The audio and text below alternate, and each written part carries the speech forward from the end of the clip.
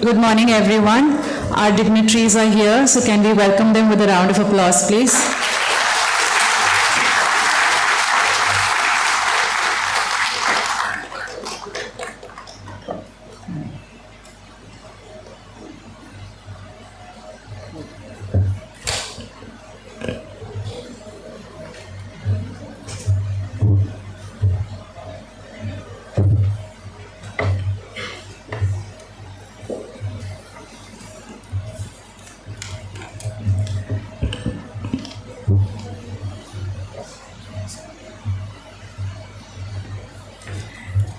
Good morning once again. It is indeed a pleasure and honor to welcome you all to this special event, Envisioning Corporate India for Viksit Bharat at 2047, organized by Standing Conference of Public Enterprises, SCOPE, with the support of Hydrocarbon Sector Skill Council. As the nation sets its sight on the vision of a Viksit Bharat 2047, today, India stands on the brink of significant transformation. And in this, our actions and decisions today will define the future trajectory, not only for our organizations, but in the longer run for the nation. This emphasizes the necessity for all the stakeholders to gain a clear understanding of their roles, especially for the corporate sector, which plays a pivotal role in driving economic growth and innovation. In this context, Professor K.V. Subramanian's book, India at 100, has come at an opportune time and will serve as a valuable guide for navigating the path ahead and offer insights and strategies that will enable the corporate sector to leverage the evolving dynamics. We are truly honored to have the opportunity to explore Professor Subramanian's insights in detail today through this book reading event that will allow us to obtain a deeper understanding of the emerging opportunities and challenges that lie ahead. We welcome you, sir, and we thank you from the bottom of our hearts for your time. We also welcome an eminent panel of policy and industry experts who are here with us on the dais to illuminate on what lies ahead for the corporate sector and the nation. We thank the entire panel for sparing time for this event. Thank you very much. Before we proceed further, I request my colleagues to please welcome the guest with a token of our gratitude. We welcome Professor Krishnamurthy V. Subramanian, author India at 100, India's Executive Director to the IMF and former Chief Economic Advisor to the Government of India. We welcome you, sir. We also welcome Mr. Hemang Jani, Senior Advisor to Executive Director, World Bank. We welcome you, sir, and thank you for taking out time for us. We also welcome Mr. Sandeep Kumar Gupta ji, Chairman SCO and CMD GAIL India Limited. We are thankful for your direction and time, sir. It is indeed encouraging to see such an overwhelming response that we have received for the session, and this speaks volumes of the prominence of the topic that we shall explore in detail today. Given the response and repeated requests, we are also happy to share that this event has been telecasted live on social media handles of SCOPE to ensure that the benefits of this session reaches a wider audience. Now, before we proceed further with the program, may I invite Mr. Atul Sopti, Director General SCOPE, to please render his opening remarks. Sir is a visionary leader, having a versatile professional experience of more than 4 decades. Before leading SCOPE as Director General, Sir was CMD BHEL, a Maharatna public sector enterprise, and has recently been elected to the prestigious position of Member Governing Body, International Labour Organization. We welcome you, sir, and over to you for your opening remarks.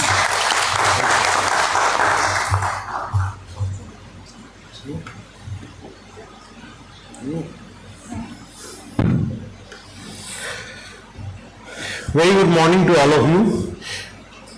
Professor K.V. Subramanian, Mr. Hemang Jani, Sandeep Kumar Gupta ji, Chief Executives, Directors, Senior Officials, not only from the public sector, but from the corporate sector, our past and present board members, Mr. Bose, who is the CEO of the Hydrocarbon Skill Council, senior officials from government, senior officials from our business associates, including ILO, as well as the GIZ Germany, and media houses also who are present here.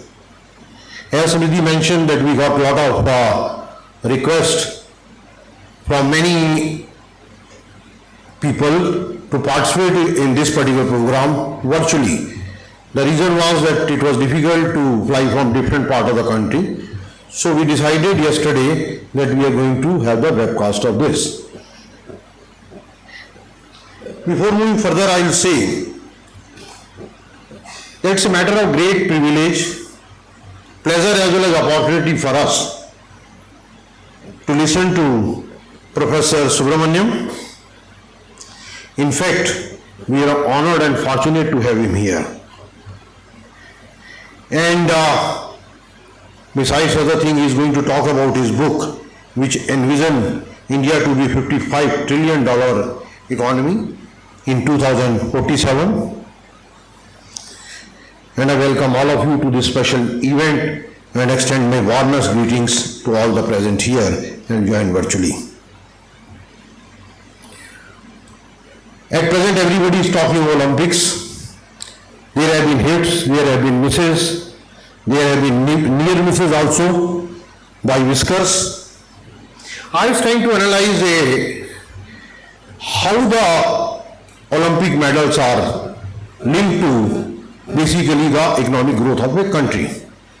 And if you do the analysis, last 3 Olympics were the Paris Olympic, Tokyo 2020, Rio 2016.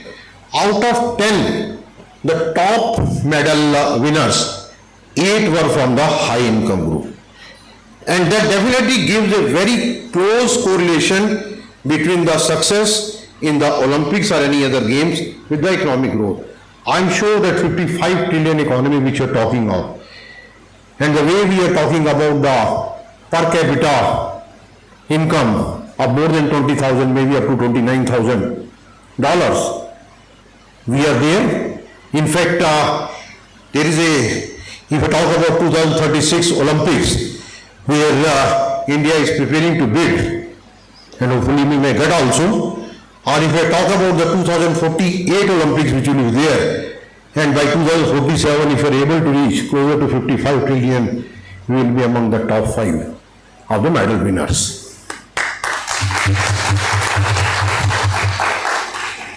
I am very happy to see in the book, he talks about small stories also. I got this book yesterday only and tried to read it.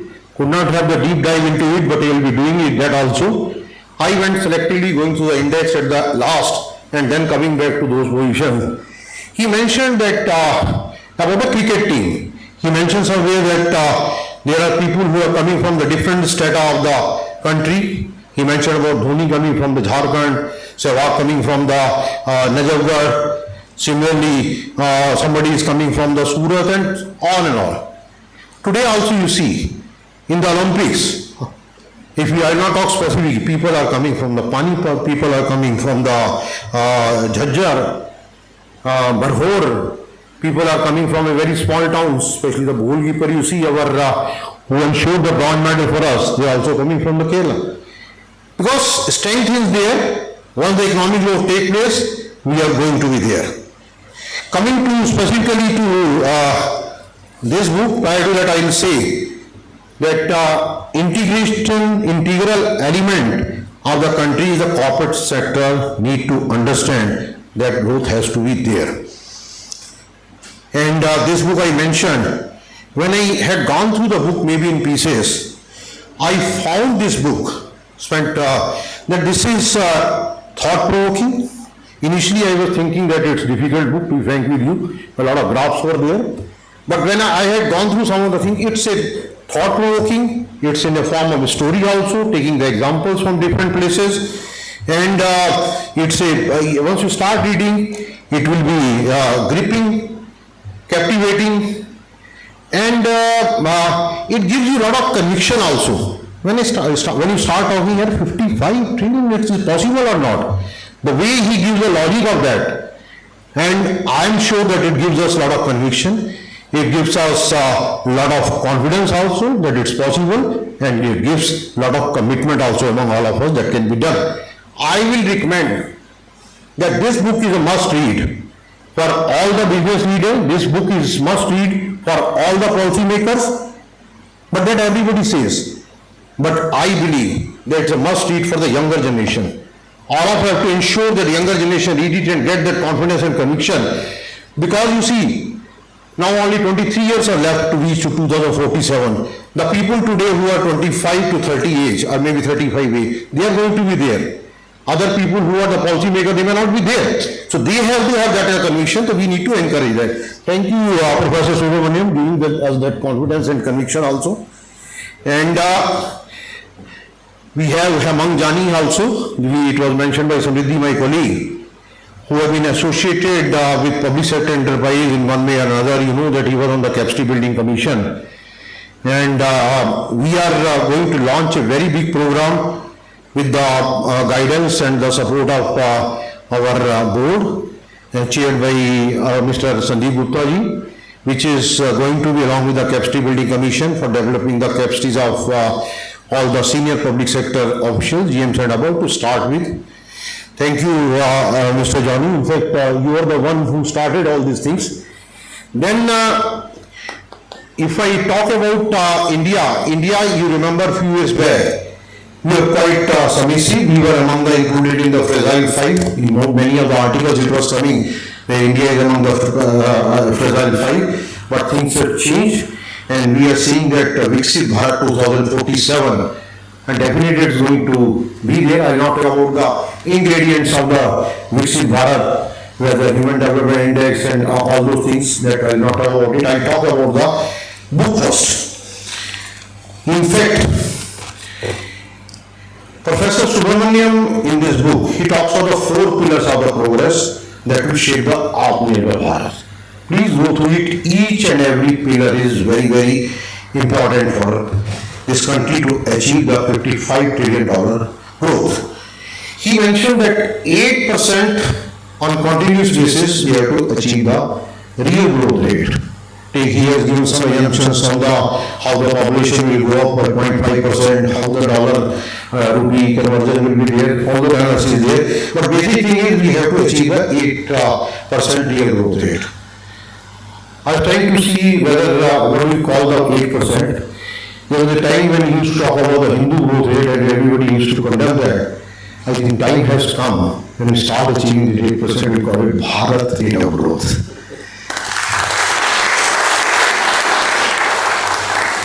Coming to the public sector, there could be diverse opinion, diverse feeling, but having come from the public sector background and representing the public sector as an apex body, I believe they have to play a major role. They have played and they will continue to play. There could be some plus minuses, which we will like to do under his guidance also. Let us step back rather than step up. What is happening in the public sector today? They are contributing over 13% to the GDP, 13% in the diverse sector. 38 lakh crore was in, I am talking of 2022-23. 23-24 figures are still not available, and I am sure it will be much more. Because figures talking alone has got no meaning unless we make a comparison. This particular figure, in fact, is more than the total GDP of Hong Kong, very close to the GDP of Singapore, and you see the kind of contribution which is being made by the public sector in the Indian economy. Coming back to the growth, we always talk that growth of the public sector is less. Average growth you see in the last 5 years has been the 10%. But the last year growth, if you see the DP survey, for Subramaniam, in fact 22-23, the growth was 21%. If you bring to the real growth rate, 5% if you take out, it is 16%, which is double the growth rate of the country, that is 8.2%. This year results are yet to come. Let's see, that have to be consolidated. So we know, we have come of the age now that what contribution has to be made. Coming back to the profit. There is a huge profit which is being contributed there. And in fact, still the figures are 23, 24 are not out. But what I tried to do, I saw 10 big public sectors in like IOC, GAIL, NTPC, etc. Just made back up envelope calculation. Their profit has grown over 70% in 2023-24. That's the reality. Overall, I don't know, but it's going to be close to a 50%, maybe 50%. That itself is going to be huge contribution by them. So we cannot wish away public sector. That's this is my feeling about it. Then, in fact, if you see the total capex target, in fact, at one place, Professor Subramanian in the book says that if you have to grow, basically at a specific rate, focus has to be on the future-driven capex, not on the revenue expenditure. Based on revenue expenditure, you cannot grow. And just to share with you, friends, whatsoever targets are set by the government of India, even this budget or the previous budget, almost 80 to 90% or 70% is contributed in the capex by the public sector enterprises. And I am proud to say that in most of the time, they are exceeding this target. Last year they exceeded, they achieved 108% of the target which was set for them. So that's the kind of confidence which we have. Another point, because time is short, so I will just touch upon one or 2 points more. Honorable Prime Minister of India. This is a very interesting thing. Many of you may be aware, but I like to repeat it.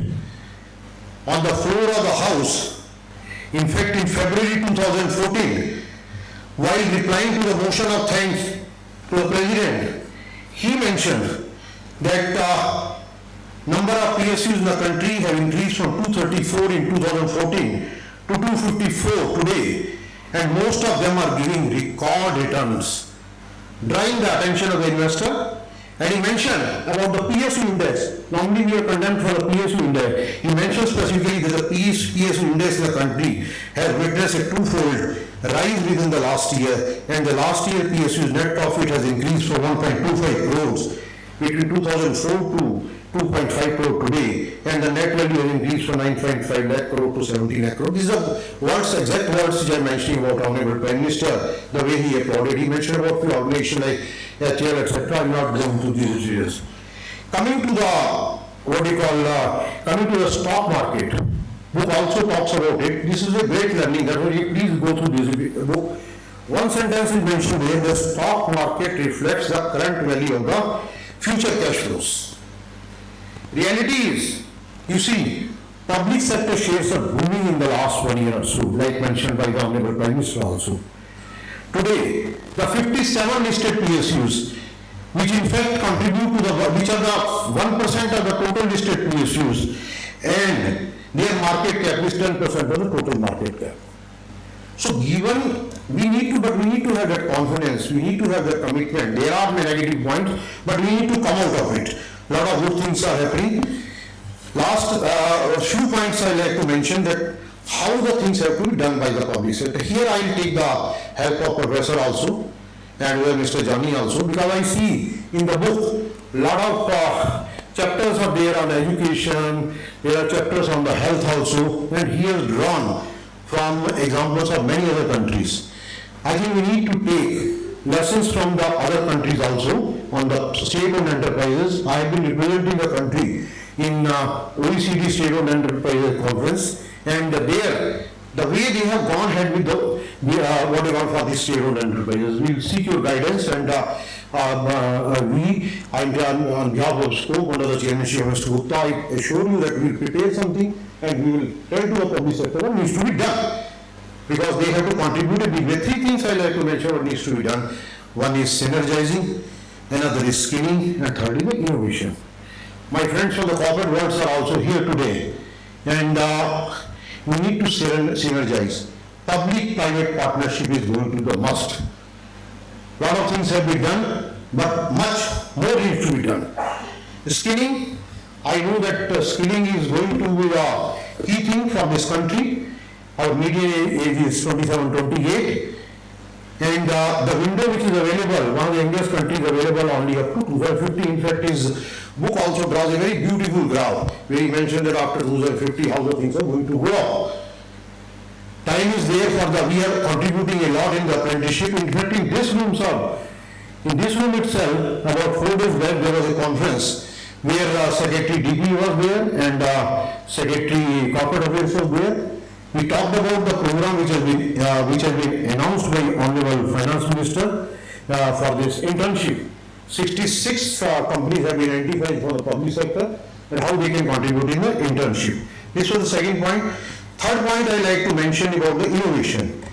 Innovation also, in a chapter of Innovation Forge, he talked about the role of the innovation and technology progress and growth and development. I like to share some thing with you. India, you know, is contributing only 1% of the GDP. It is less than 1% in fact as compared to the Israel and you compare to the China, etc. South Korea also much less, it's 0.7, 0.8% only.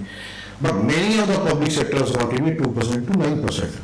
Today, if we are becoming the self-dependent, especially in the defense sector, I was talking to the BL people also, it's because of the innovation expenditure, they are doing to the tune of 8%. But we need to grow, we need to work together, we need to synergize among ourselves, and we need to work along with the private sector in this regard. Last I will say, in one of the chapter, Professor Roy, in the beginning itself preface, he talks about the Swami Vivekananda statement, arise, awake, and stop not till goal is achieved. Sir, corporate sector, because many corporate sector people are there, we have arisen.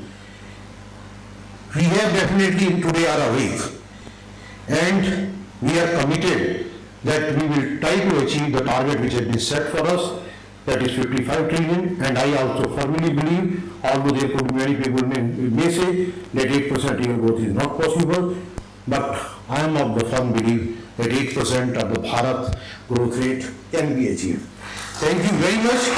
Let's move ahead and achieve these targets. And I like to wish all of you 78th Independence Day, which is tomorrow. And Jai Bharat. Thank you very much. Thank you so much, sir, for a very enlightening address, and thank you for giving us hope for the Olympics and also highlighting the role of the youth in driving the growth of the country tomorrow, and also the role of corporate sector and the public sector, the opportunities that we have to contribute to the growth of the country. Now, without any further ado, I would like to invite Mr. Sandeep Kumar Gupta ji, Chairman Scope and CMD GAIL India Limited, to please share his thoughts with us.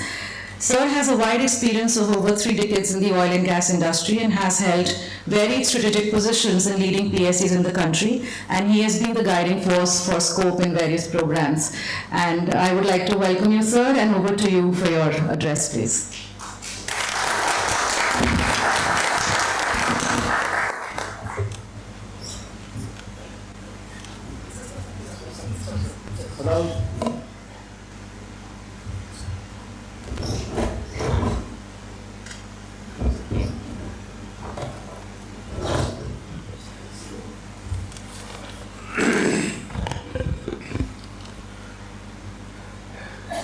Professor Subramanian, India's Executive Director to International Monetary Fund and former Chief Economic Advisor to Government of India and author of the book In Context, India at 100.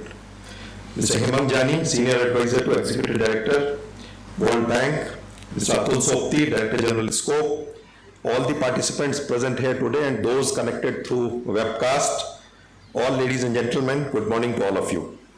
It is my pleasure to be here with you as we have gathered for a special book reading event where we have the unique opportunity to explore the recently released book, India at 100, Envisioning Tomorrow's Economic Powerhouse, an insightful work by Professor Subramanian. In fact, Mr. Sopti just mentioned, though I did not have the opportunity to have a look on the book, but as he mentioned, Mr. Subramanian's estimate of a $55 trillion economy of India by 2047. This is a resounding reassurance of a very conservative target of $30 trillion, which has been released as of now, and gives a huge reassurance, especially to those who raise eyebrows on these estimates.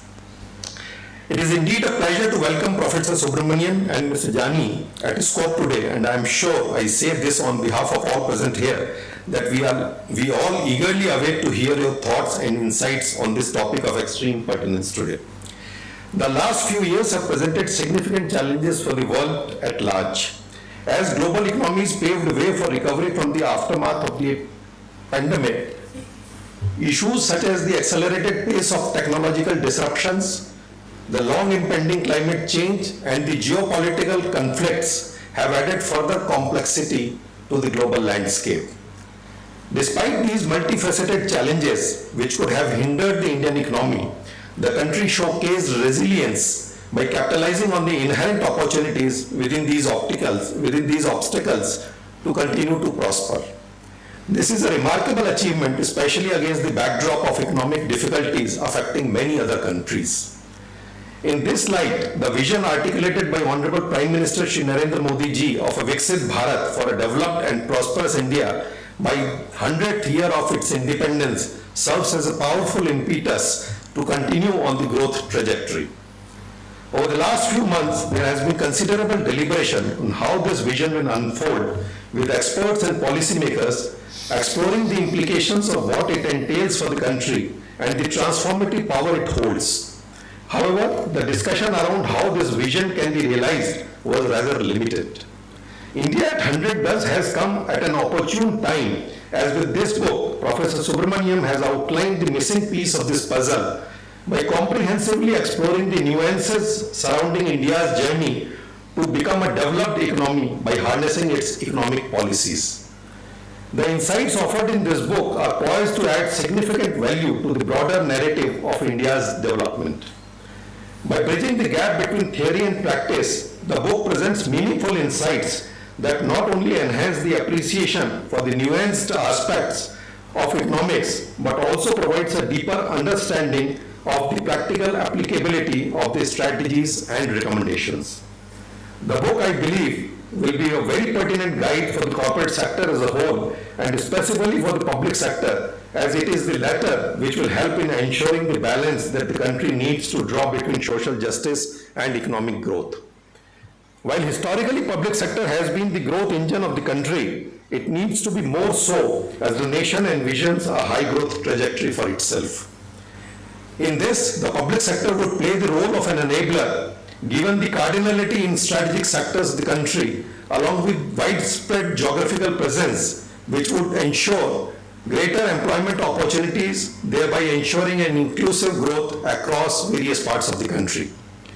In this regard, I am pleased to share that the Standing Conference of Public Enterprises, that is SCOPE, the apex body for public sector enterprises, has played a pivotal role to support the PSCs by focusing on its core tenets of policy advocacy, research and studies, and brand building in order to cultivate enhanced capacities in the fraternity and fostering innovation.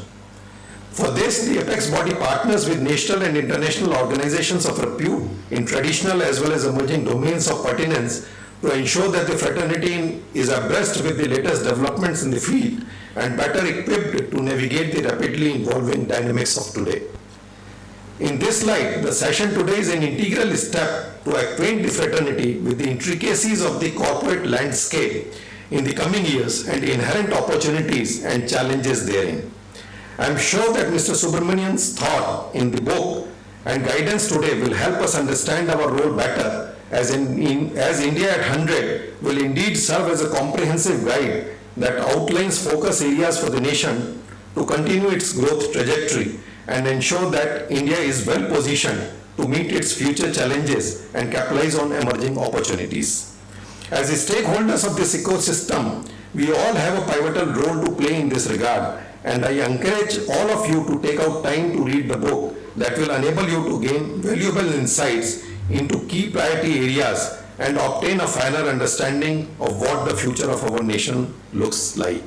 Thank you very much, and wish this event all the success and happy Independence Day. Thank you.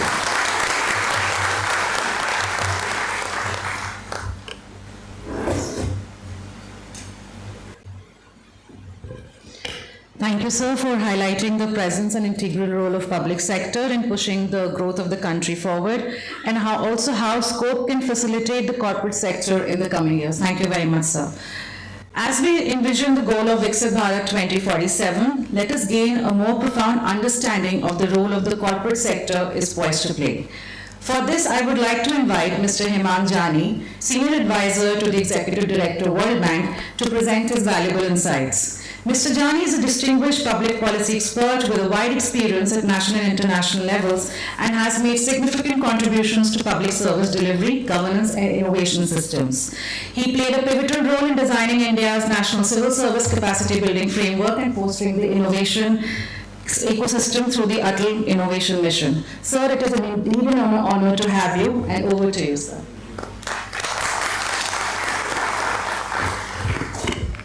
Professor Subramanian, as we call him Subbu, and all his students like me, they call him Subbu. He has a very nasty habit of being right. So after COVID, when everybody was talking and worried, I was also very much worried that what will happen, and he was very confident, and his V-shaped recovery concept took not only India by surprise, but everybody else globally by surprise. So let's have a round of applause for him. It's an honor to share the stage with you and also read all of your books and papers that you publish. Mr. Sokti and Mr. Bose have been friends not only when I was at the Capacity Building Commission, but otherwise also. They have invited me to this auditorium many times, and it is always pleasure to work with them, and their passion for public sector and capacity building has always taken me by surprise. And I thank both of you for hosting us today here. A round of applause for them as well.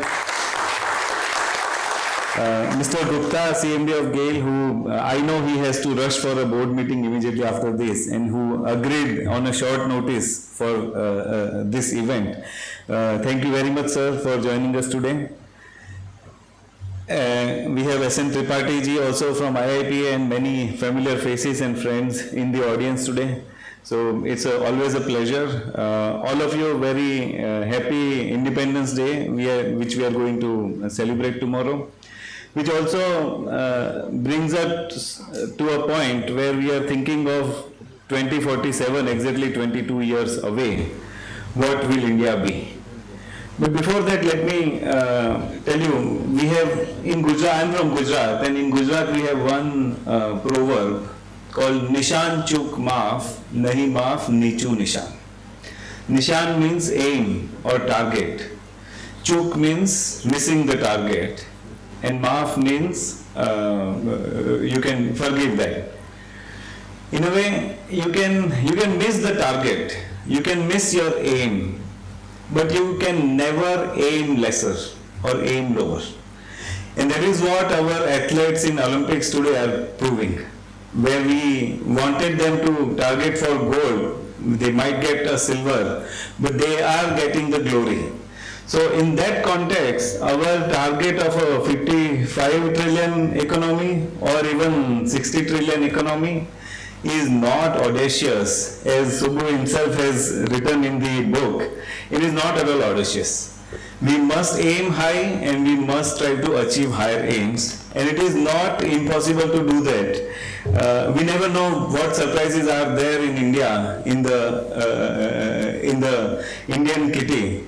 For example, in 2013, we were still being targeted and we are still being put in say 130s and 140s out of 160 odd countries on ease of doing business. A very simple indicator that we used at the World Bank. In 2023, just 10 years, we were at 66.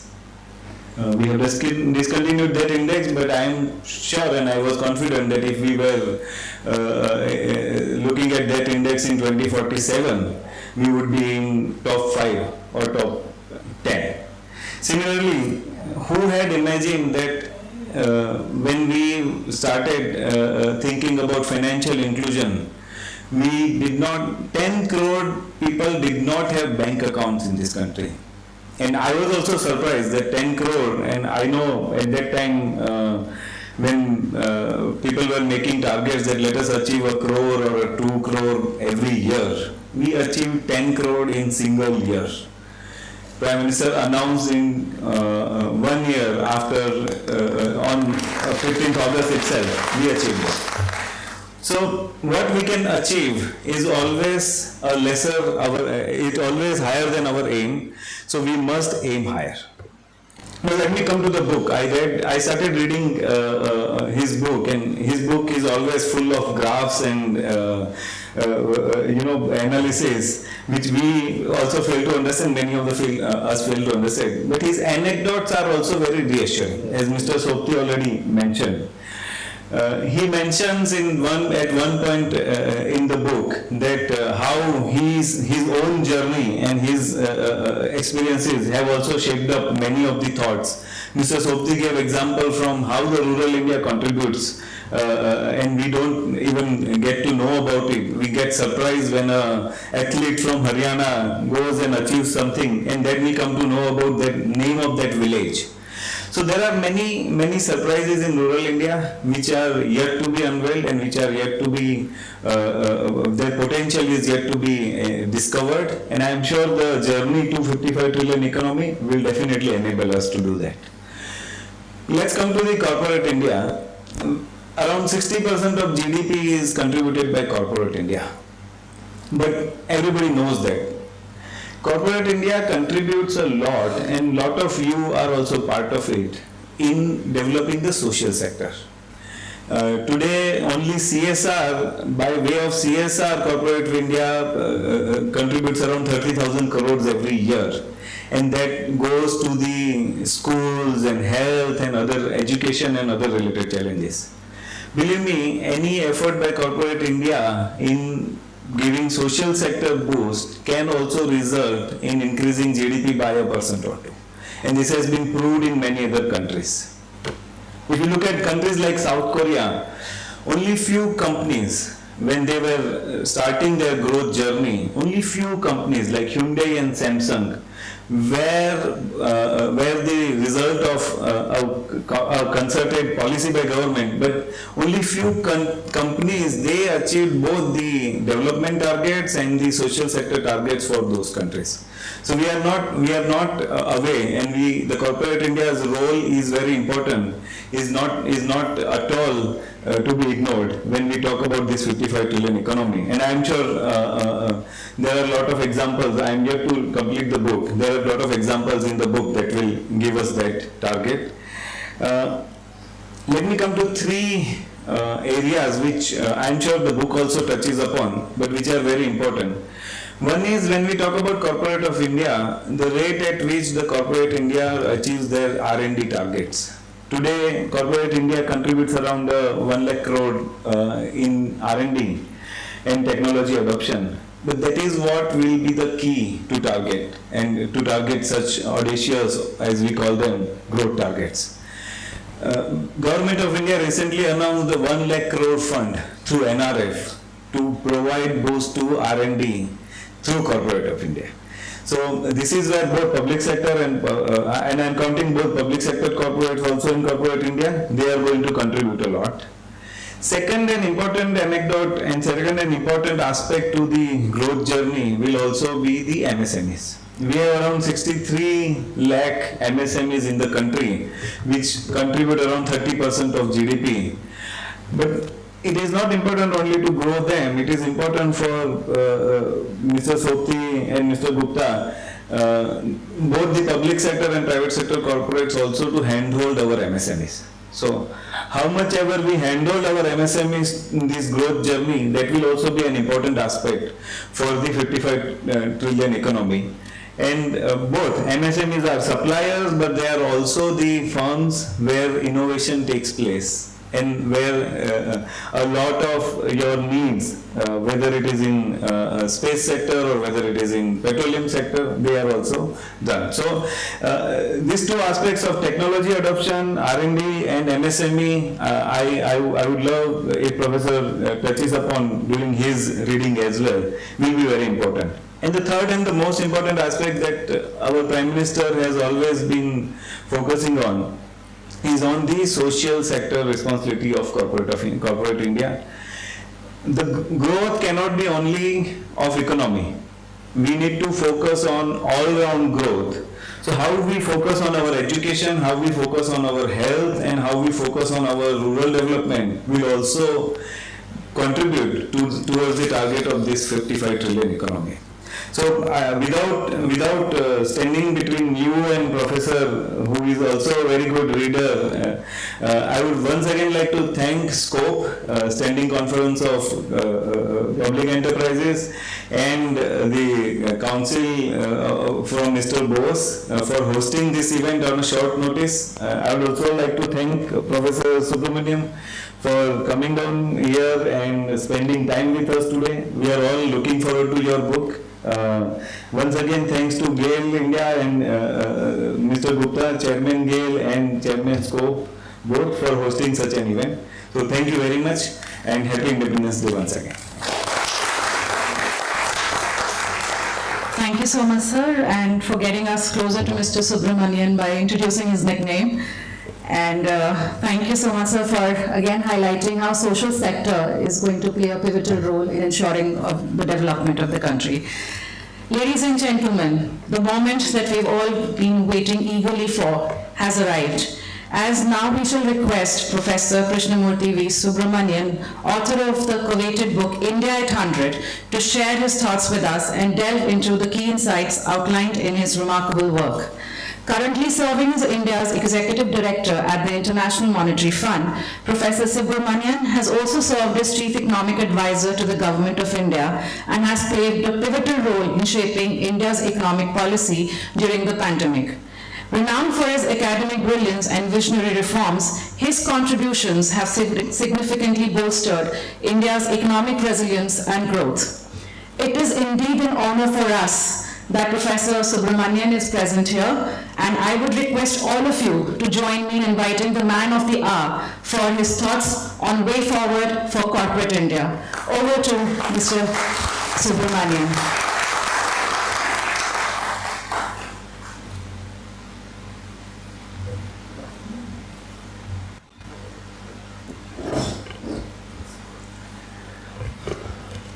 Very good afternoon, ladies and gentlemen.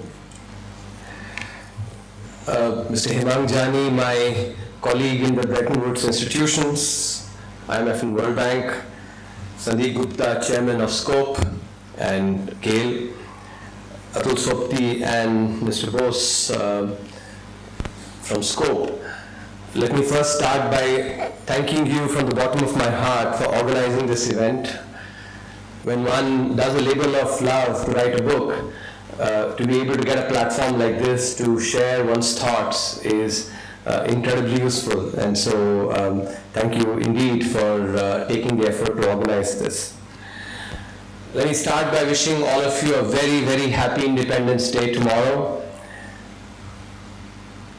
I hope that every Independence Day that comes hereafter, the 24th that will come starting tomorrow, will lead us to that ultimate vision of a developed economy by 2047. Jai Hind on that.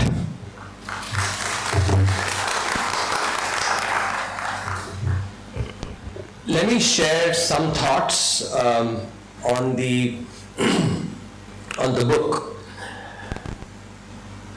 As I have mentioned, and previous speakers have also highlighted, the bottom line number that I am estimating for India at 2047 when we celebrate our centennial is a $55 trillion economy. Now, of course, this will seem audacious, but in my opinion, it is achievable. And let me share some thoughts why I think this is the case. Let me take a few examples. And by the way, one of the areas that we need to be in general as a nation need to do is to look at other countries' experiences, to be able to seek inspiration from them.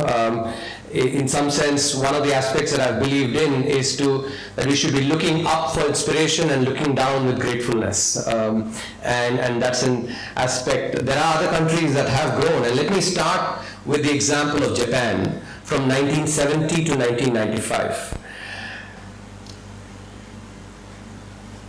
In 1970, Japan's GDP was $215 billion. Let me have a show of hands for the number of times that Japan's GDP increased. What do you think in this 25-year period, how many times did Japan's GDP increase? Let's have a show. If people think that it decreased by less than 5 times during this period, maybe 2 times, 3 times, or less than 5 times, if you agree with that, sure, just raise your hands, please. Nobody thinks anything? Or, okay. So maybe that's an underestimate. How many of you think that Japan's GDP grew between 5 to 10 times during this period? 5 to 10 times during this period? A few, okay. Others, what do you think? So let's say 10 to 15 times? 10 to 15 times? A few, okay. 15 to 20? 1 hand, 2 hands. So should I take them that the others basically think that the GDP decreased to, instead of being at $215 billion, it went to $150 billion? Is that what the others are thinking? Or maybe the others don't want to participate, but it's fine. Let me share the actual reality. Japan's GDP in this 25-year period increased 25 times, from $215 billion to $5.1 trillion. Now, if in 1970 there was somebody in Tokyo who was saying that our GDP is going to be increasing by 25 times, I am sure that person would have encountered significant resistance as well. Maybe people would have asked, please do share whatever you're smoking, I want to have a taste of that. But it indeed did, and during this period, Japan's GDP per capita increased from $2,100, in 1970 to $44,000 in 1995, 25-year period. And this was the period when Japan enjoyed its demographic dividend, with its population growing at 0.9% per annum, close to 1%, from about 100 million population to 120 odd million. Now, of course, since then, it has not had that population, the demographic dividend, and the economy has stagnated. But the important aspect is that during this period, and by the way, it is important to understand, because we do have, and this is a natural tendency, that negativity oftentimes sticks like Velcro straps, while positivity falls like a Teflon. There is that tendency, and said differently, and this is why actually one of the motivations for writing this book, in order for positive outcomes to manifest, positive thinking is necessary. But for negative outcomes to manifest, oftentimes negative thinking is sufficient. And there is a lot of that negative thinking, especially from economists, my economist colleagues sitting abroad. So positive thinking has to work harder in order to ensure that we do believe, because the journey to the 200 steps starts with the belief that we can do it, and with that first step, and that's why it's really important. So if we look at Japan, its currency appreciated from 350 yen to the dollar, which is what it was in 1970, to 85 yen to the dollar in 1995. In other words, an appreciation of 4 times. Now think about it, if somebody, I'm not going to be projecting 4 times appreciation of the rupee, but if it does, we actually, instead of 80 rupees to the dollar, we'll be at 20 rupees to the dollar. I'm not projecting that. But this is just to set the context for the kind of, multiplicative growth that Japan had. There have been previous experiences. And as I said, it's not as if this growth happened during a period where it was a honeymoon for the economy. No. During that period from 1970 to 1995, there were wars. We know the Vietnam War. There was the oil shock and the hyperinflation that happened as a result. So it's not as if Japan grew during a period where it had a lot of tailwinds strengths to support its economy. There were enormous headwinds as well, which it was able to overcome, because this is the thought that will come. As I said, negativity is, sticks like Velcro straps. You'll say, oh, globalization, what about climate change? These are all challenges. Of course they are. I'm covering that in the book. But negative thinking looks for challenges in every opportunity, while optimistic thinking actually looks for an opportunity in every challenge. And that is what we have to really do. So as I said, I am not projecting a 4 times increase in the appreciation of the currency. I am only projecting and using very sort of ground up thinking, ab initio thinking, a lower rate of depreciation of the rupee vis-a-vis the dollar. Let me explain to you why that is, that indeed I think is going to be the case credibly. So if you look at the rate of inflation that has prevailed for India from 1991 onwards till 1995, or actually longer, up until 2016, from 1991, if you look up to 2016, and I'll talk about why 2016 is an important year, the average rate of inflation has been more than 7%. During this period, the rupee has depreciated on average by 3 to 3.5% per annum. But 2016, and this will be an important year, when we write our economic history, when we enter the centennial year, we will be marking 2016 as a seminal year, because that was the year when the inflation targeting regime was implemented by Government of India for the Reserve Bank. It requires inflation to be targeted at 4% by the Reserve Bank of India, with the with scope for plus minus 2%. In other words, inflation has to be between 2% to 6%. And if you look at the data, and I've done that for the purpose of the book, from 2016 to 2024, the average inflation, despite COVID, despite the Ukraine war and the supply side problems that came about due to this double whammy of these two shocks, in average inflation has been exactly 5%. In contrast to 7% plus inflation that had prevailed up till 2016. And this is one of the fundamental concepts in international economics, that a currency that faces higher inflation has to depreciate more. Why? Because eventually when you think about the currency, in real terms, it is about the ability to actually buy, purchasing, So if, for instance, in real terms, the currency does not change its value at all, and that's a very conservative assumption, because historically the real appreciation has been between 1 to 1.5% per annum. But even if, let's say, there is no real appreciation of the currency, a lower inflation will mean lower depreciation, because the currency has to depreciate less in order to keep the real value the same. Okay, why? Because higher inflation reduces the value of the purchasing power of the rupee.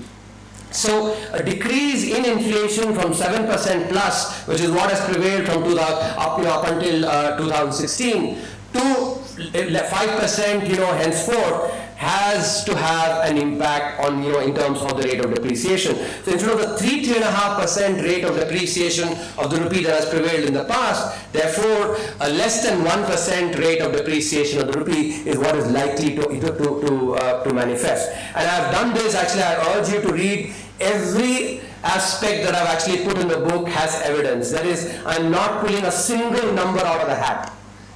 Every number has data. Every number has economic logic backing it. That's my training anyways.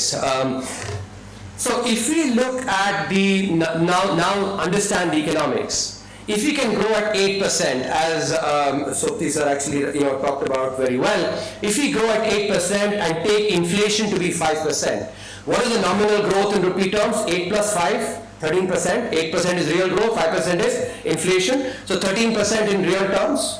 13% in nominal rupee terms, 8 plus 8% real growth, 5% inflation, that's 13% in nominal rupee terms. Subtract 1% rate of depreciation. Why? Because depreciation of the rupee vis-a-vis the dollar reduces the value in dollar terms compared to rupee, and that's why we have to subtract it. So 13 minus 1 is 12%.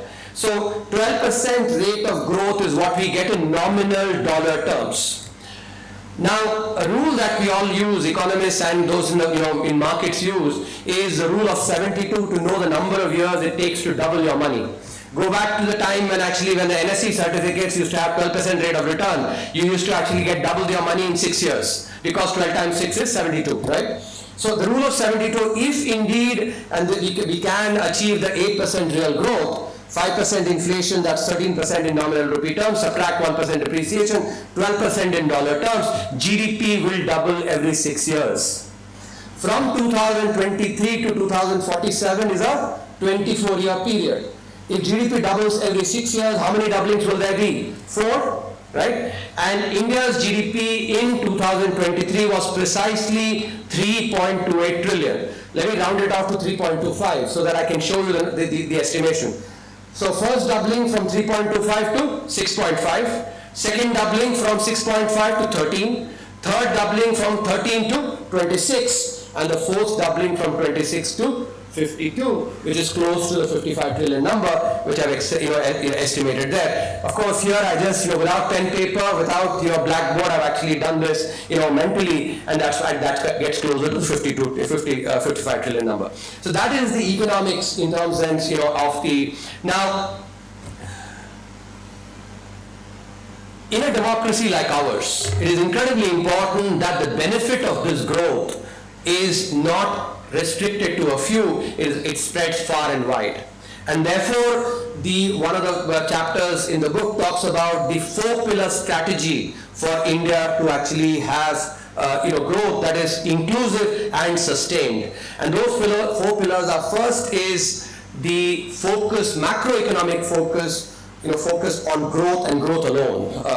And this is important because those of you who are, many times, what we try to do is we use one instrument to try and achieve multiple objectives. And that hobbles the, if you don't have clarity of purpose, then we cannot use the instrument very well. One of the rules actually that is used in economics, which goes back to the first Nobel laureate in economics, Tinbergen. The Tinbergen rule basically says, as many instruments, so many objectives. In other words, take for instance tax policy. Tax policy should be about efficiency and efficiency alone. That's one instrument with this tax policy. Objective should be, efficiency. If we hobble that with, I'm going to do socialist stuff as well, we should be taxing the rich at a higher rate, what you will get is basically people moving out of the country. And, if you go back to the time when the marginal tax rate was 98%, that was the time when the entire black economy got created in India. So that's the first aspect, which is focus on growth and growth alone at the macroeconomic level. But second is welfare programs. In order to ensure that in a country like India, where we still have poverty, we have to ensure that we do efficient welfare, and therefore social and economic inclusion through jobs, through agrarian renaissance, through efficient welfare is a very important aspect. Of that, jobs are really critical, and I spent at least 2 to 3 chapters just talking about jobs in various different ways. And on that, the role of MSMEs is very important. I'll come back to that just in a minute after I speak about the about the various pillars. The third pillar, which is actually really critical in the Indian economy, is focus on ethical wealth creation.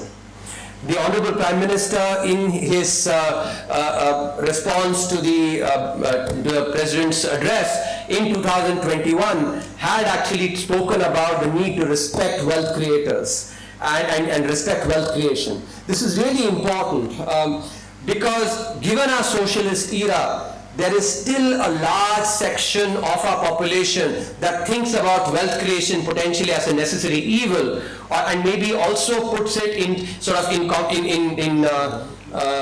tension with what is good for the common person. Here, therefore, I want to spend a couple of minutes. Let me first draw on my own personal experience. I come from a humble background. My father was in the Indian Railways, non-gazetted cadre, except for the last 2 years when he retired as assistant accounts officer, he was in the non-gazetted cadre. So most of my life actually I spent in type 2 railway quarters. We used to have a house help who used to come on some months. She would come to help wash dishes for my mother because all the other work had to be done by my mother. Now this lady who used to come to do the house help, she used to work in 9 other families. In other words, 10 families together, 10 lower middle class families like ours, they're providing one household help's job. So a lower middle class family, in other words, was providing 1/10 of a household help's job. Now at that time I hadn't learned economics and therefore I didn't understand and appreciate this as much. In contrast, the jeweler, who was the wealthiest person in our town, used to, between his business and his home, he had about 100 people that he used to employ. So, of course, he was a wealth creator. We were not wealth creators, lower middle class families. But you can see that in terms of the number of jobs, just pure quantity of jobs, that wealth creator was creating 1,000 times as many jobs as the lower middle class family, because we were providing 1/10 of a job and he was providing about 100 jobs. Not just that. The jobs that he was providing, we were providing essentially a household help. Now, you can imagine the wages weren't that great. But the jobs that he was providing between his business and his home were actually jobs that were paying at least 5 times more. So not only was he providing 1,000 times as much jobs, in quantity, but also better quality jobs. And let me say this here. Having never ever taken a rupee from any industrialist, I've never done a consulting project because I want to keep my independence, so that tomorrow nobody says, oh, he's speaking for industrialist X or industrialist Y. I'm not speaking for anybody, nor am I speaking against anybody. I'm speaking for the Indian economy. Just think about it and let this thought remain with you. If we think about the wealth of industrialist X or industrialist Y or industrialist Z, are they, taking, the wealth that they have, putting it, inside their pillows and mattresses in the form of rupee bills? Are they doing that? Of course not. Where are they putting that? They're putting it in companies that provide employment to our youth. And in a country like India or any other economy that has grown, 90% of the jobs are actually provided by companies, actually even public sector companies as well. If, for instance, the government of India, as the owner of the public sector, did not create these companies, would we have employment? No, of course not. So I think this idea that wealth creation is at odds with what is good for common citizens needs to be abandoned, because demagogues out there utilize the fact that we don't understand these aspects very well to push this artificial narrative that wealth creation is at odds with what is good for common citizens. It is not. When public sector enterprises create more wealth, it actually does help create more jobs as well. Same is true for the private sector too. So I think this idea that wealth creation is something that is absolutely essential for job creation and thereby social and economic inclusion is something that is incredibly important for us to understand. Because this is really critical, I'll end with a third example on this aspect, which is, if, for instance, my father did not have a job in the Indian Railways, formal sector job, there is no way he would have been able to educate me. And I wouldn't be here actually speaking to you about what India needs to do. I would have been maybe 1,000th of what I would have achieved, but for that job in the formal sector. Which again illustrates, and go back to, I'm sure each one of us has experiences like this, where our parents, because they had jobs, they were able to educate us. That shows the importance of jobs, and thereby the importance of wealth creation in the economy. So be very suspicious when a demagogue tries to create this artificial tension between what is good for industry, what is good for corporate India, and what is good for common citizens. There is no tension, artificial or natural. In fact, they actually are symbiotic, and this is really important for us to understand. That's the third pillar. And finally, the pillar on virtuous cycle using private investment. These are really, really critical. Let me spend a couple of more minutes especially on MSMEs. And I think it's really important that we encourage our MSMEs to grow. Let me use the example of Infosys, and I cover that in the in the book. In the late 80s, when Infosys was started by Narayan Murthy and Nandan Nilekani and others, there were basically 7 to 8 people who were employed there. Today, when you look at Infosys, it employs lakhs of people. So a firm that started as a child has grown to be a giant is the one that has created so much employment. And this is true not just for Infosys, but it's true for every company. It is a company that starts as a child, and we nurture it as in a paternalistic way. The government nurtures it through good policies, grows to become a giant. That's the one that provides the maximum amount of employment, and this is really critical. In contrast, what we have in India are a lot, especially at the MSME level, is dwarfs. Companies that have aged but have not grown. I'll give you a statistic which actually is telling in terms of of this phenomenon of dwarfism. I'll compare India versus the United States. Plot on the x-axis the age of the firm. Plot on the y-axis the number of jobs that is created by the firm. Let's equalize the number of jobs that a 5-year-old firm creates in India and the United States. The scale is different, but to run this race, let's just equalize it. and then track it over the next 25, 30 years. You know what happens? In the United States, a 30-year-old firm creates 7 times as many jobs as the 5-year-old firm. What is the same proportion for India? It is 1.4. Just think about it one more time. That a 30-year-old firm in the United States creates 7 times as much jobs as a 5-year-old. In India, it is only 40% more. Why? Because we have firms, as soon as they reach 95 employees, they start thinking about their son-in-law and their brother-in-law and maybe even their driver or their house help to start a firm in, because they don't want to go beyond 100. Why?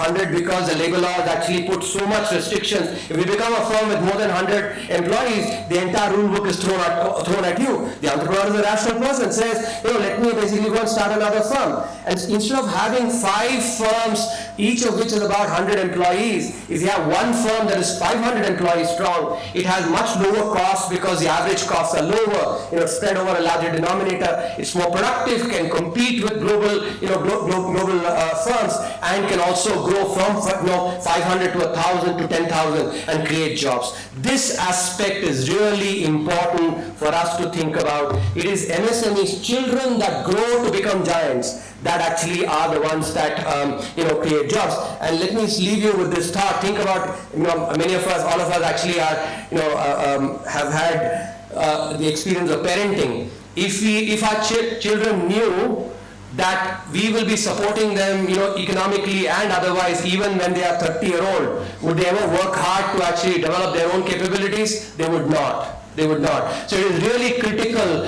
much like as a parent, we create the implicit and explicit expectation that you have to be on your own, till you are 18. Till you are 18, you are a kid. I don't want to let you go and compete with the adults. So I will nurture you. But once I nurture you, then you have to go to the world and actually conquer the world. It's the same thing that we have to do for our MSMEs as well. It's the same thing that we have to try for our public sector enterprises too. And I want to leave a couple of thoughts for you, therefore, as policy, thoughts. Think about it. One, I think it is high time, and when I was in the ministry, I did try to actually, I think this is there in the budget, 2021 budget speech as well, stock option plans. Employee stock option plans, they're really critical for us to have in our PSUs. At least to start with middle management and above, but ideally at all levels. It is important because eventually, if there is one thing that economics teaches very well, is the role of incentives. We have a situation, if I just use the example of, take any PSU. The typical PSU, the chairman or the CEO is controlling a balance sheet that is multiple times that of the private sector, equivalent private sector, and yet gets a salary which is actually maybe 100 of what the private sector entity gets. This is something we have to correct. Incentives matter eventually. Second aspect, second thought that I want to leave you with is, if India has to become by 2047 a $55 trillion economy, we have to have our PSUs go and compete and conquer territory in the G7 countries. So the specific idea that I want to leave you, with, therefore, is that every PSU should have a target of at least 5% of their top line in the next 5 years. I'm not talking about till 2047. In the next 5 years, 5% coming from G7 countries. And how will this help? In order to achieve that, every organization therefore will identify some of their best talent, will send them to these countries, G7. There they will compete with the sharks. And if they are able to do well, get those people and get them actually, put them on the fast track in the PSUs. They will then, having learned to compete with the best in the world, they will then, all those learnings, they will come and incorporate into the PSUs, and thereby you will see, how PSUs start flying. They're already flying, but actually, why not fly higher? And I think this is, so 5% of the top line coming from sales in G7 countries in the next 5 years. Once that is achieved, next target 10% in in 10 years. And that is how you and get the talent, because this talent will then get nurtured in the, in the advanced economies. They will come back thereby, and actually these will be your CEOs, these will be your EDs, etc. And they will really drive, because it is really important to be able to understand, when you're thrown into the deep end, you actually either sink or you learn to swim. And I'm absolutely confident that just every one of our people here, they will not sink, they will swim. The talent is there. And the reason I say that is, look at Indians actually, the way they're doing, doing so well in the United States. They're actually, उन्होंने क्या कुछ अलग आटा खाया है क्या? नहीं ना, हमारे जैसा वही आटा खाया है, वही दाल खाया है. So actually, if they can do as well, our PSU people can do this. Just this one idea, in my opinion, can make a big difference. But this, we need to actually get out of this frog in the well that we've had. Learn experiences from other countries, thereby and bring them back to India. Just like actually I've used Japan as an example. Same thing, if once people go and work in Japan, in a United States, Germany, etc., they'll bring back all those experiences to grow, and that can really further, today, whatever proportion that, of GDP that is contributed by the PSUs, it can increase easily, 10 times as the economy grows as well. And this is it will be not only great for the individual employee who are working there, but it'll actually be a tremendous national service too. Last part that I want to leave you with, related to this, is on research and development, and I think Hemang touched on it very well. If you look at the data, and I've covered this in the innovation chapter, it's there in the 2021 economic survey as well. If I take, let's say, 100 rupees of money that goes into innovation, look at what happens in the G7 countries and what happens in India. Of that 100 rupees or $100, 2/3 in the G7 economies is contributed by the corporate sector. In other words, when you look at R&D dollars, 2/3 is contributed by the, by corporates, and 1/3 by the government. In India, it is exactly the reverse. That the corporate sector actually invests 1/3 and the government invests 2/3. And here I want to point out some examples. Many times PSU say, R&D se kya hoga? No. Let's take the example of, I'll use the example of Ramanujan. I'm sure all of us have seen that movie, The Man Who Saw Infinity. The research that he was doing at that time, if for instance Thomas Hardy had asked him the question, yaar paisa batao mere ko, is research se paisa kab banega? I can tell you that, Ramanujan's research would have never ever actually seen the light of the day. It was the basic curiosity, and therefore the investment in, research. Today, if you look at every algorithm, computer science, whether it's a Google, whether it's actually a lot of even the neural networks, artificial intelligence, many of those. I'm not a computer science expert, but I long time back studied electrical engineering, electronics. I had some exposure to this. The research that Ramanujan did at that point in time, when the person who was sponsoring did not say, show me the paise ki khanak, and basically ended up investing in that research, he's giving rewards today. Research and innovation is like the bamboo tree, where it actually stays below the ground. You have to water it for 6 months.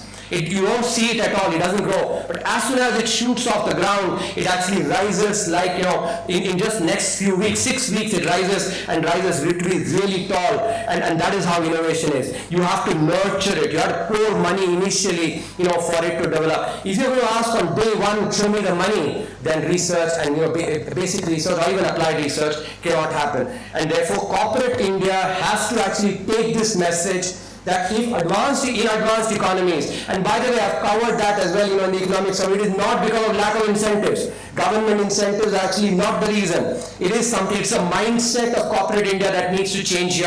That, if advanced economies, the rest of the corporate world is putting 2/3 of R&D, why should that not be the case here in India as well? This is equally important to support the wonderful, policy measure that's been taken, 1 lakh crore, through NRF. This actually needs to be built upon by corporate India, including the PSUs. So with all this, look for opportunity where there is a challenge.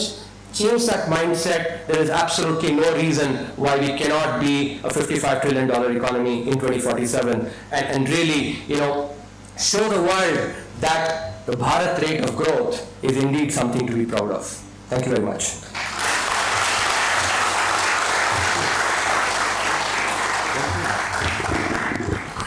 Thank you so much, sir. It's been mesmerizing, and I dare not encapsulate what you just said. I'll just request, Praveen, if you could just, nikal do bahar. I'm too short, the speakers before me are too tall, so I feel very, very,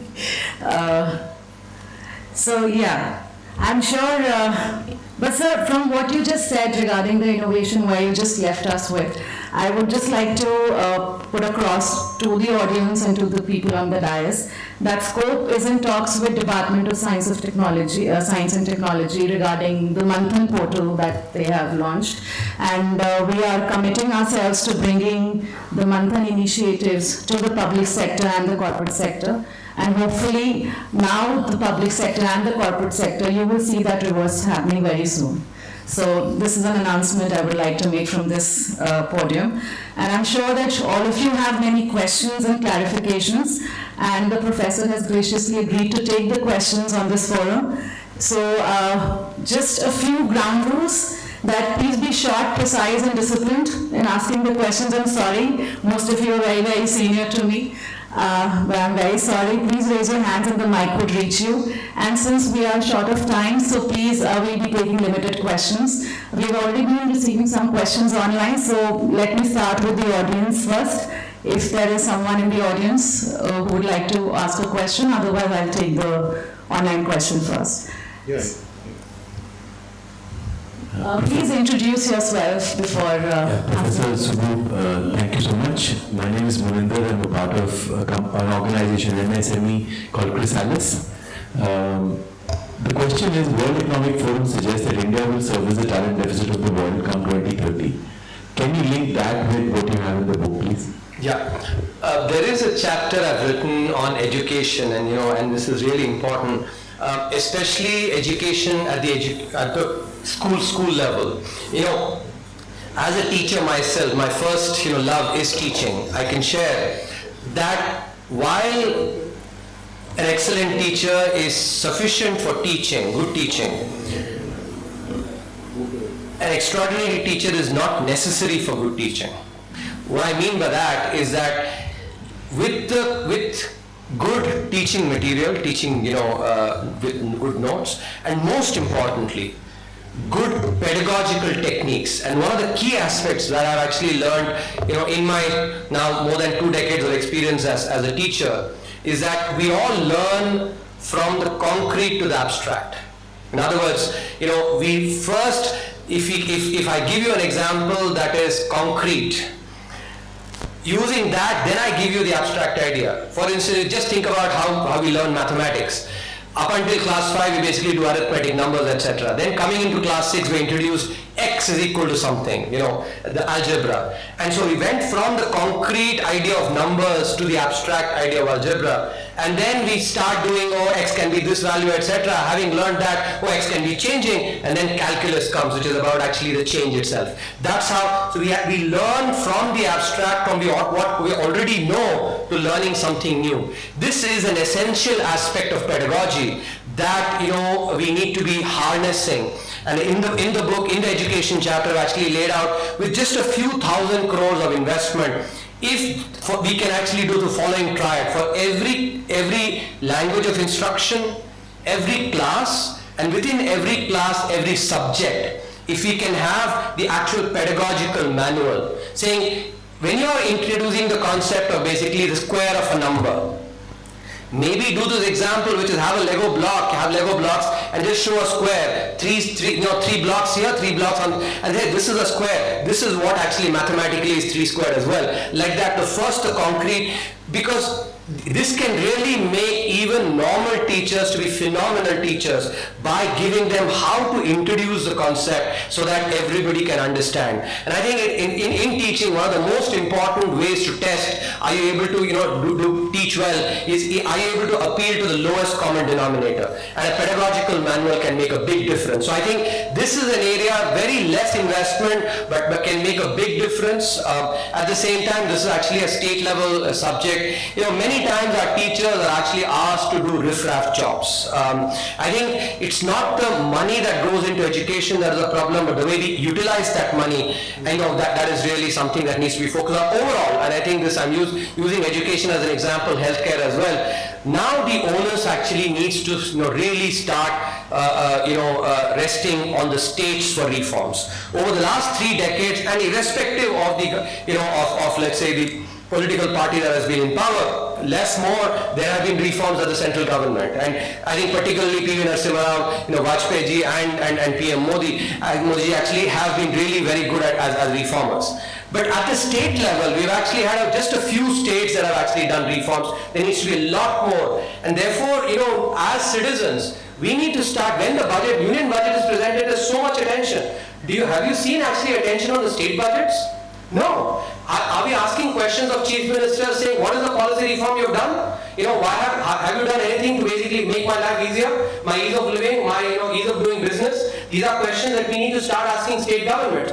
Because in a federal structure, and we talk about the federal structure, it is important, but power and responsibility are two sides of the same coin. If you have this one side, which is I will only talk about the power, that's a kota sikka. We have to talk about basically power and responsibility simultaneously. Every time when the federal structure is talked about, whether it's the media, whether it's actually common citizens, let's also ask, okay, what about the responsibility? That will make sure that state governments then we've been giving them too easy a route so far, and we've not been asking adequate questions of them. We need to start asking them on education, on healthcare, on ease of doing business, on ease of living, on all of these aspects, so that they start pulling out their socks as well.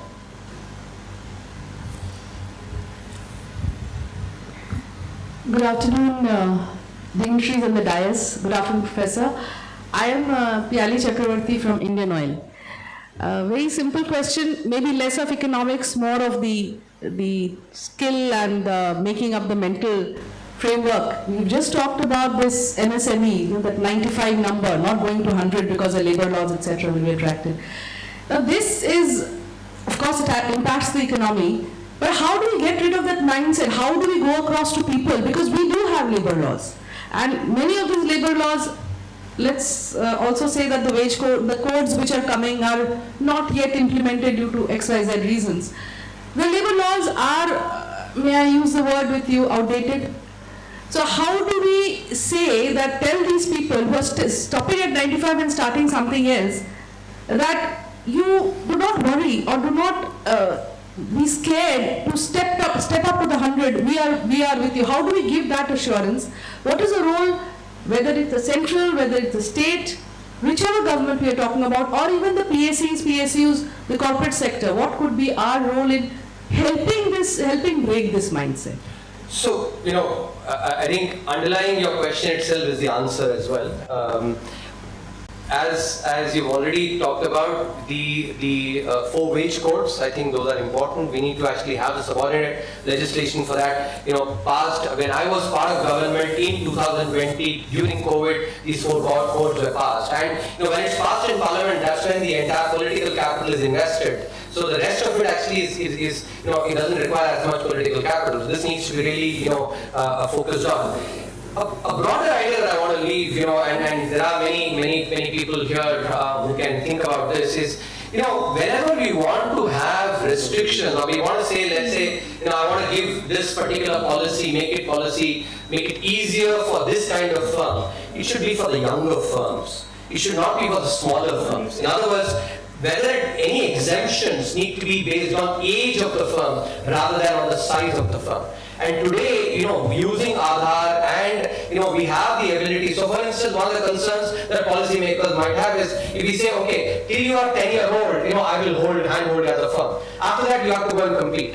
Now the question, worry might be that yes, a firm, an entrepreneur may start a new firm, once it's 10-year-old, basically maybe starts another, and it ends up, you have the same phenomenon. But we can today track using Aadhaar and actually using data analytics as well.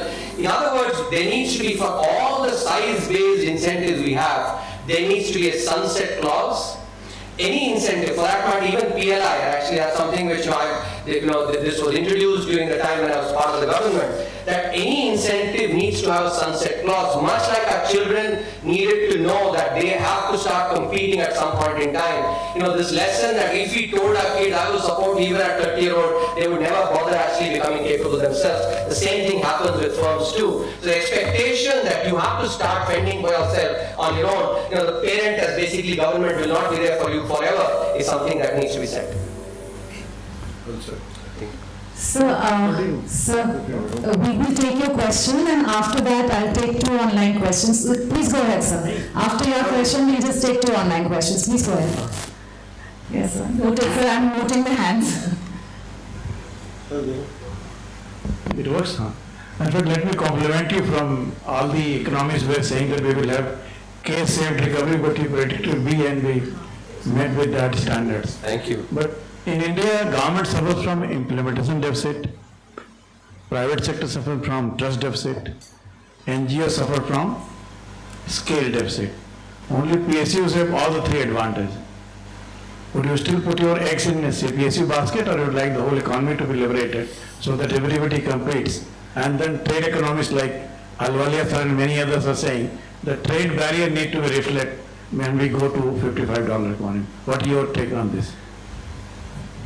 So, I don't like thinking about any of these things as substitutes. This or that. I think what we need is we need this and that. We need the public sector, especially in areas that are strategic. For instance, during when I was part of the government, the telecom sector, we actually one of the telecom companies was in difficulty, and we supported that. BSNL also was supported. Why? Because telecom today is a strategic sector. If you have to have so much of digital infrastructure, telecom actually is the backbone. And from a security perspective as well, it's a strategic sector. So sectors like that, absolutely, national defense, these are all aspects that have to be with the government, no question about it. There are also, other areas, and therefore, as part of the Atmanirbhar Bharat policy, there was actually this, laying out as well that those sectors that are strategic, absolutely the government will be there, and I think needs to be there too. But the most important objective, and I think the vehicle is not as important, it is efficiency gains. As I said, if we can, this idea that I actually have suggested, if we can create this target of at least 5% of the top line for PSUs coming from G7 economies, not Africa or not G7 economies. You go and compete with the best, and at least 5% in the next 5 years. Those managers that actually will be heading those businesses who will achieve that obviously will learn a ton. Not just that, they will come back. If I can go and do this in the United States, in Germany, I can certainly do it in India. There will basically be efficiency gains. So I think it is these, it's not the vehicle as important as actually the correct incentive. And this is also responding to, sort of adding to the question that Piali, you had asked me as well. Is in economics, one of the most important things that is taught is the role of incentives. And I think the correct incentives can make a huge difference.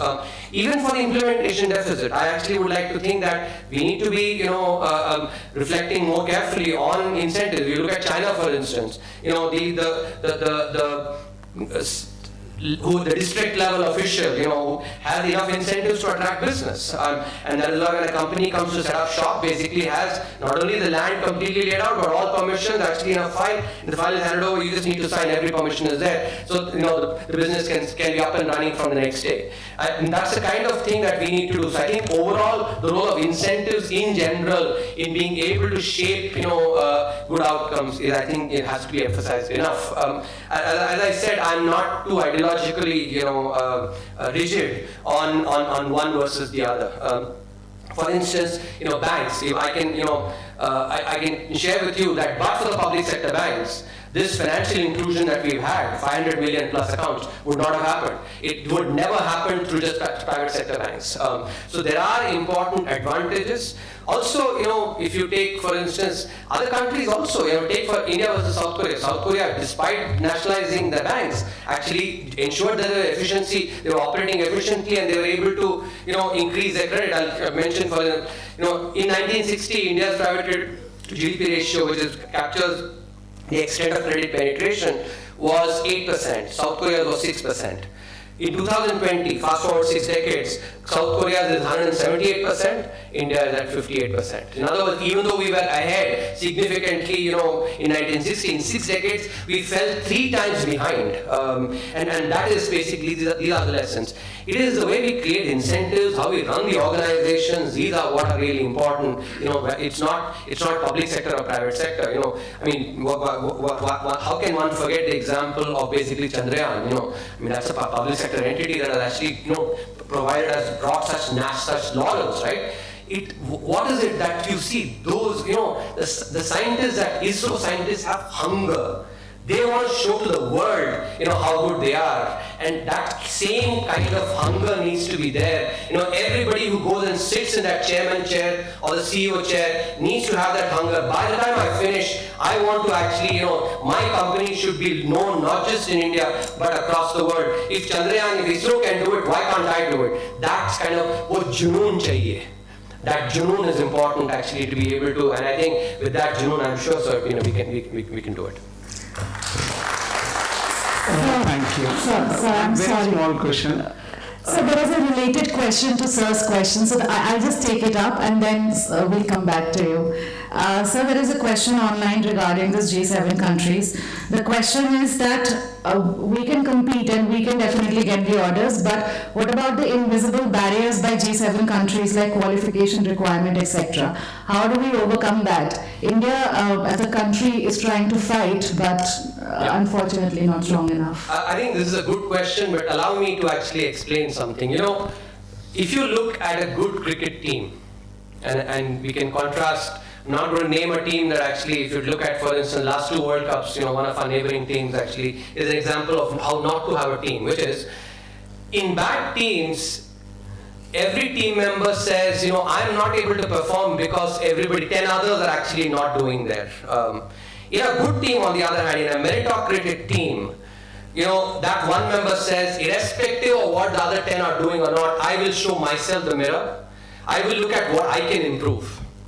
There will never be an ideal world where there are no constraints. You're talking about the constraints are basically of course, but has that stopped firms from other countries not going and doing business there? Of course not. Like Sunil Gavaskar said yesterday about, on badminton, we can continue giving reasons. But I think the meritocratic culture is one which says, irrespective of whatever constraints there are, whatever is in my control, I will try and do best. And looking at that, then others start looking at it. I think it is that it's basically putting the focus internal rather than all the time putting the focus external and talking about the constraints. And by the way, this is not philosophy that I'm talking about.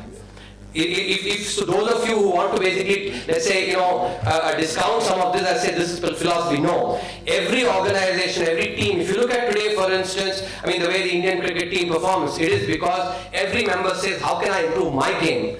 Whatever constraints there are, let those be.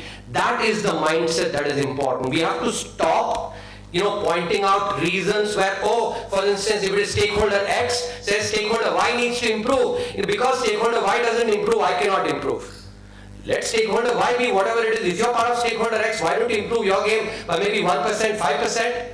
And then say, the other, set up the competition, why don't this basically the senior management can say, look, stakeholder X has improved, why can't you basically improve stakeholder Y? This is the mindset that is required. Good teams are always, meritocratic teams are ones that actually show themselves the mirror rather than talking about everything that is lacking in everybody else. And I think that mindset is absolutely critical. We have to stop as a country talking about why, this is obstacle, that is obstacle. That is the real world, my dear. That is the real world, a real world with constraints. And the person who wants to go and achieve, does with, by overcoming those constraints. And that's the message that I want to give out. Thank you, sir. So we have former Director HR Power Grid, so please go ahead. Thank you. I'm Viksit Singh, CEO Power Sector Skill Council. My question, first of all, thankful for a very wonderful, impressive presentation you made and very informative. My question is the country development, the growth is witnessed, but similar on employment side, we have not seen growth. Even when we talk about most of the PSU, their level of employment has gone down rather, although they have shown productivity. So for any growth, there must be equal employment. What do you see in 2047, whether the employment, what is the employment side actually? Okay, let me quickly.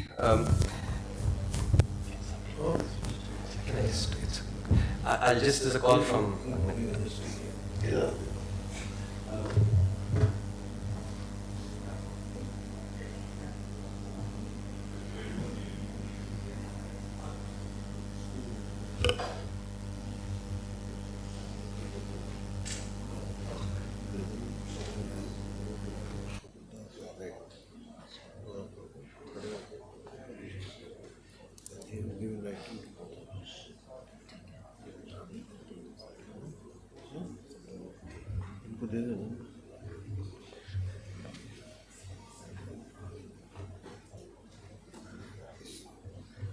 My sincere apologies, it was a call that I had to take. So,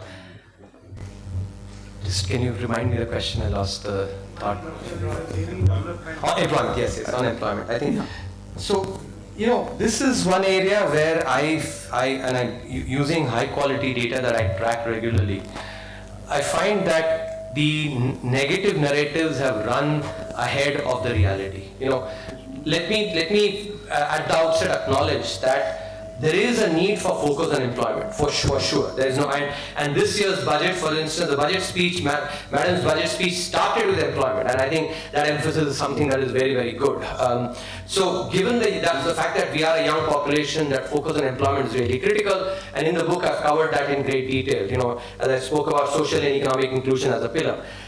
But it is also important, just because we are emphasizing on employment does not mean that our, you know, what has happened on employment is not good, you know, is bad. And let me give you some data here. Using the scope, you know, using the CLEMS database, which is actually used by countries across the world, CLEMS database.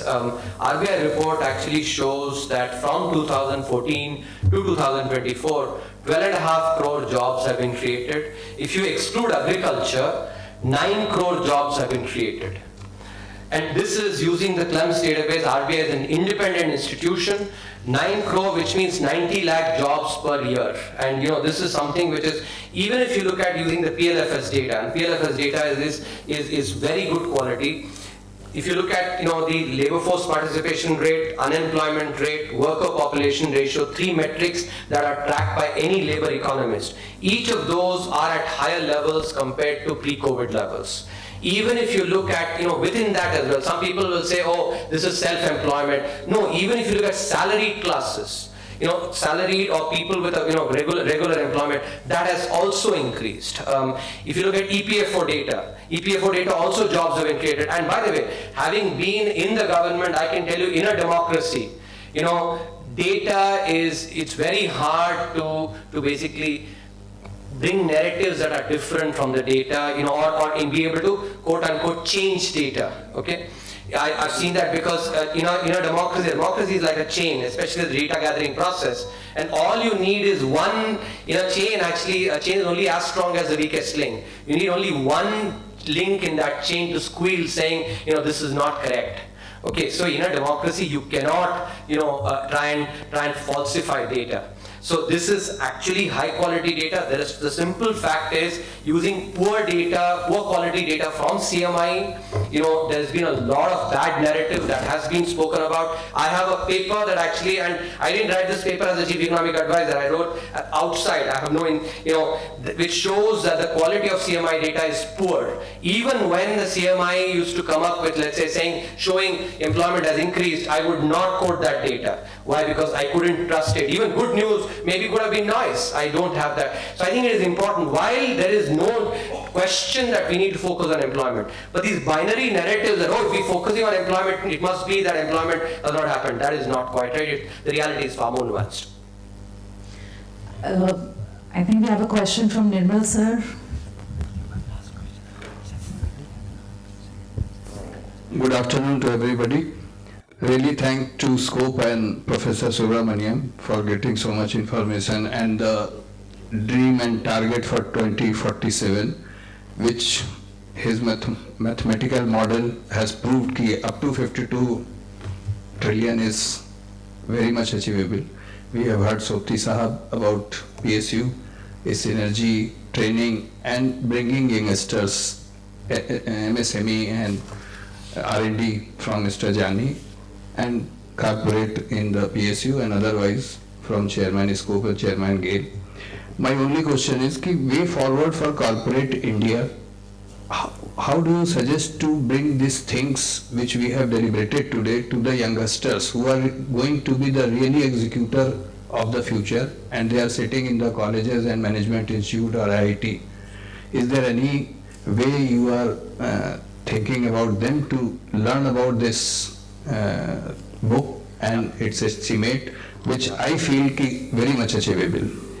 Thank you very much. I have actually, I yesterday I went and gave a talk at Delhi University because as Sopti sir was highlighting very correctly, that it is the university students, these are the ones that will actually they'll be making this vision, become a reality.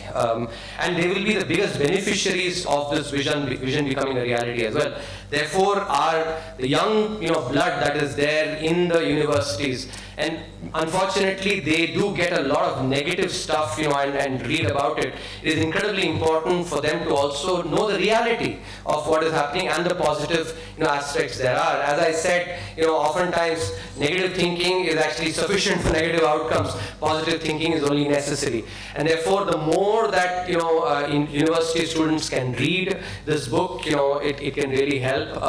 I think any ideas and thoughts, any support on that actually would be something that will be really useful, and hopefully I can, we can try and reach this audience. I think more than even the investors. So when I wrote the book, I thought about the two main segments, investors, because both foreign investors and Indian investors, they need to have that faith in the potential of the Indian economy. More importantly, students, university students in particular, because they'll be our PSU officers, they will be our bureaucrats, they will be our bankers, they will be our people who work in the private sector, and for them to be able to understand the potential there is something that is really important. And for my part, I'm actually going and speaking in as many universities as I can. I'd be happy to speak to more, even if let's say it has to be online.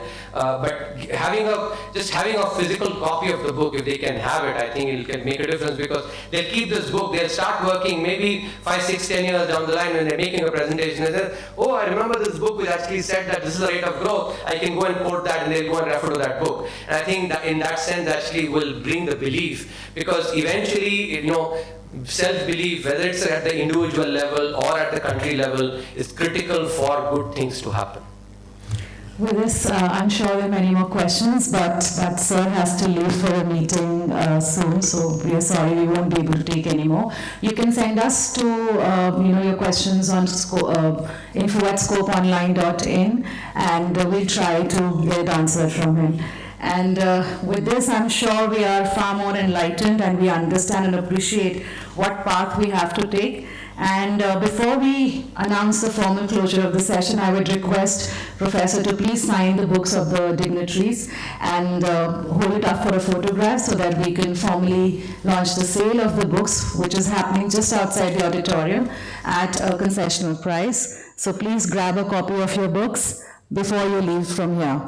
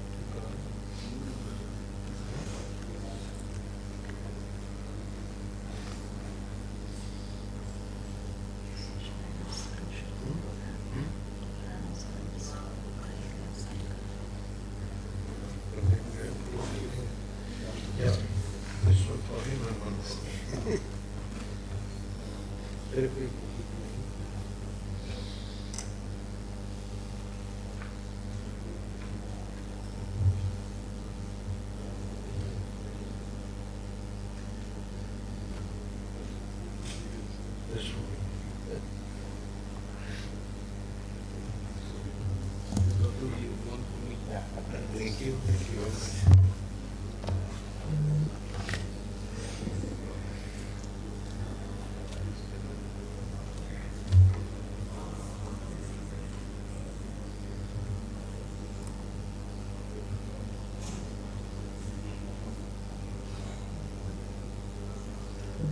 May I request the guests on the dais to please hold up the book so that we can formally launch the sale of the books.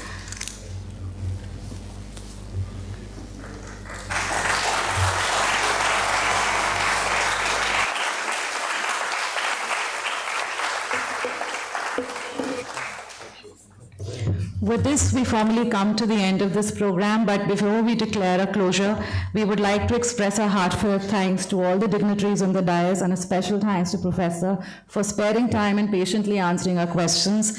Thank you, all of you, for being with us, and thank you, Bose sir, thank you, SK Bose sir, for supporting us in this.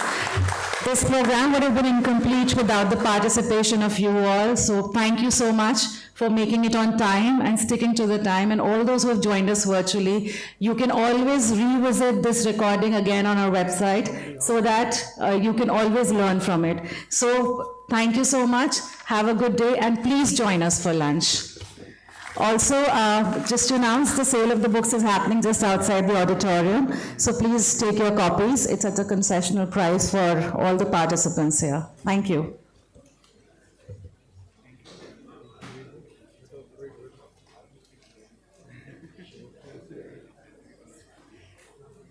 इसको भी रख लो, इसको, वो मेरी book हो जाएगी ना।